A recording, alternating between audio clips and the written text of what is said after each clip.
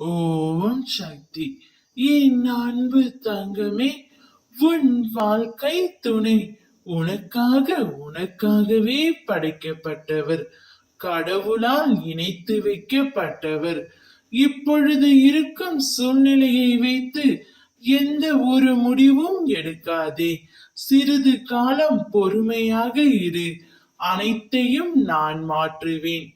உண்மையான உன் அன்பை புரிந்து நீதான் எல்லாமே என்ற நிலைக்கு கொண்டு வர அம்மா நான் செய்வேன். இது அம்மாவின் சத்திய வாக்கு. இப்பொழுது இந்த நிலை உங்களுக்குள் புரிதல் இல்லாமல் சண்டைகளும் சச்சரவுகளும் வந்து கொண்டே இருக்கின்றது.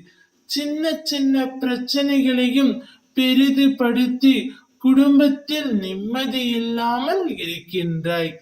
விட்டு கொடுத்து வாழ பழகு. உன்னையே உயிராய் இருக்கும் உறவை சின்ன பிரச்சனைகளுக்காக கண்கலங்க வைக்காதே. கவலைப்படாதே தங்கமே. உன்னுடைய இந்த நிலை கூடிய விரைவில் மாறி நீயும் உன் துணையுடன் சந்தோஷமாக இருக்க போகின்றாய். நீயும் உன் துணையும் ஒன்றாக மகிழ்ச்சியாக வாழ்வதை பார்த்து உன்னை சுற்றி உள்ள சிலர் எரிச்சல் அடைகின்றன. அவற்றையெல்லாம் நீ பெரியதாக நினைக்காதே.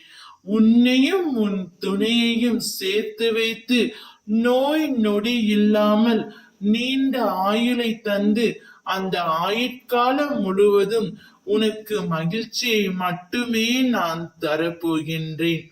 உன் துணையிடம் நான் சொல்வதை கண்டிப்பாக சொல். நீங்கள் இருவரும் ஒன்றாக சேர்ந்து நல்ல வாழ்க்கையை வாழப் போகிறீர்கள்.